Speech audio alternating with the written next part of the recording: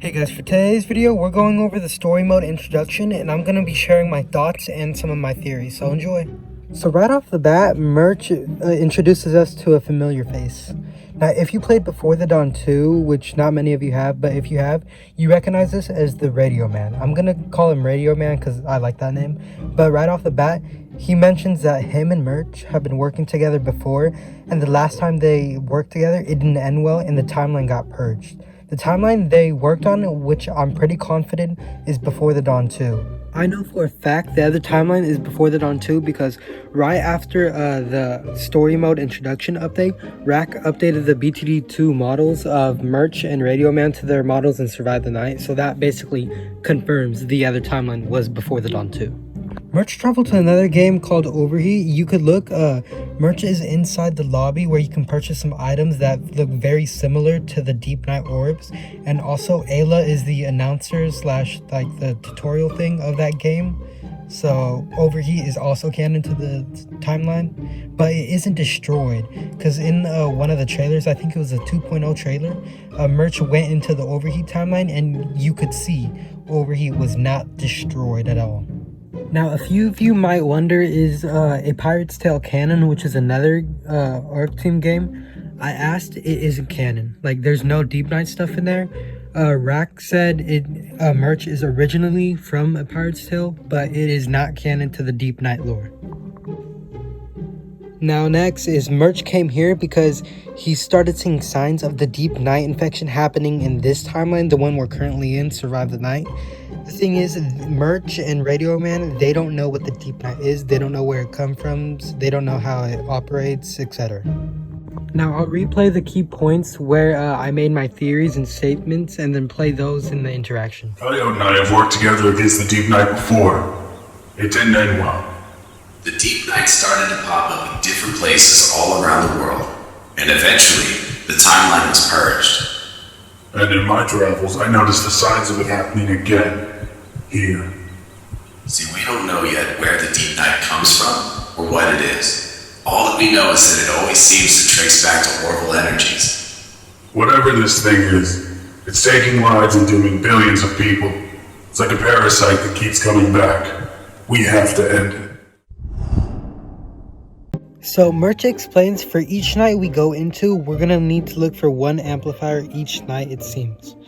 I'll show the full amplifier model on screen, and apparently it can like control or like power up the Deep Night and then like make it consume the whole place when it turns 6 a.m. So yeah, here's that. We don't know much about the Deep Night, but what we do know is that the Deep Night is alive. It's a living parasite.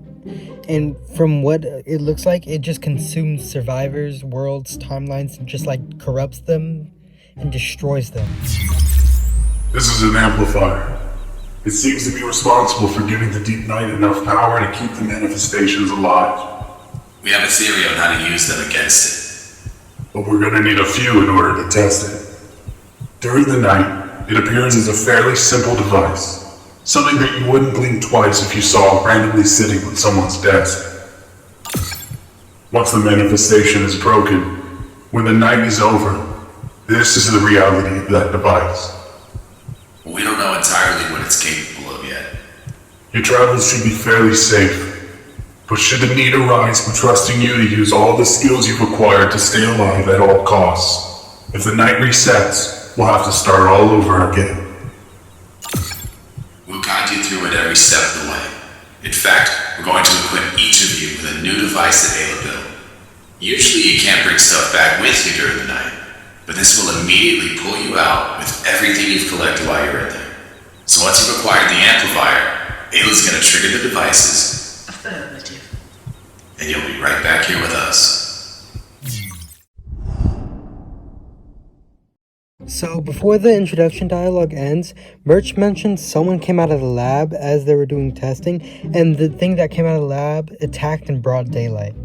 Now, the thing that attacked was obviously in Teaser 2 where I unfortunately died. But as you can see, someone clearly attacked survivors and Merch in broad daylight. I have a theory who it is, and I'm going to trust my gut and say disguised Nightfall. I shared my theory on the Survive the Night Discord, And then Rack kept responding with thinking emojis, so I don't know if that means a good way, like I'm on the right track, or a bad way, I'm not on the right track. Now let me tell you why I think it's Disguised Nightfall. 1. Disguised Nightfall is in the lobby. If you look out the window towards the radio tower, you can see him kneeling in story mode and watching us like through the windows, just like the radio guy was through the teasers. 2. The dev said like months ago, the dev said that Nightfall had a tiny role. He won't have like a big impact in the lore, but he has a tiny role in the lore. So this is what I think could be the like role. It isn't that big because he just attacked some survivors, killed them, and then we'll probably like never see him again or something, maybe, because we'll be going on to 7 nights, different places to collect our like artifact things. But I really think it's Nightfall just because he's like out in the lobby and stuff. What is also strange is in the regular lobby when we like do survival, you can hear like roars every like 2 minutes in the distance in the background. If I can get footage, I'll show it on the screen. It just really is creepy.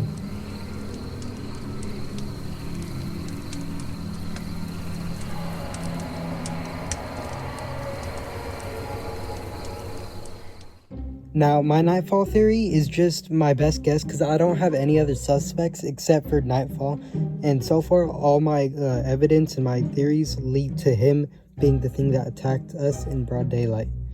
I don't know if it's 100% correct, but with Rack sending the thinking emojis, it makes me think I'm kind of on the right track. I mean, what do you guys think? Let me know in the comments. Listening to that roar though, I'm starting to think it's like not Nightfall, because that roar does not sound like Nightfall at all. And that roar, let me tell you, when I heard that, it just creeped me out. I didn't expect it to like be that creepy. Oh, also, the room where question mark, the avatar, the door that was previously shut and locked, it's now open. I'll show a picture, but rocks are blocking it. So I think that's gonna be where the lab is, and like within each update or something, within one of the updates, the lab is gonna be uncovered and we're gonna go see what exactly happened there. So that's gonna be exciting to see. What I do find weird about this though is Merch says he wants to help the survivors, right? Well, in the first story mode teaser, we can see Merch walking away from the survivors right before the deep night like consumes the survivors and blacks out the cabin. Like, I don't know if this is like a big plot hole or something, but I just find it really weird. He just walked right out of the situation as soon as the deep night came around. So that's all we have for story mode, for the introduction. I've stated all my theories and thoughts, but what is cool though is Rack Leak Night 1. I'll show it on the screen right now, and I'm pretty sure it's campsite. I'm excited as we're gonna have to find the little amplifier thing. So yeah, that you basically made it to the end of the video. If you did, thank you for watching. Thank you for hearing my theories and thoughts. Let me know what you think in the comments. See ya.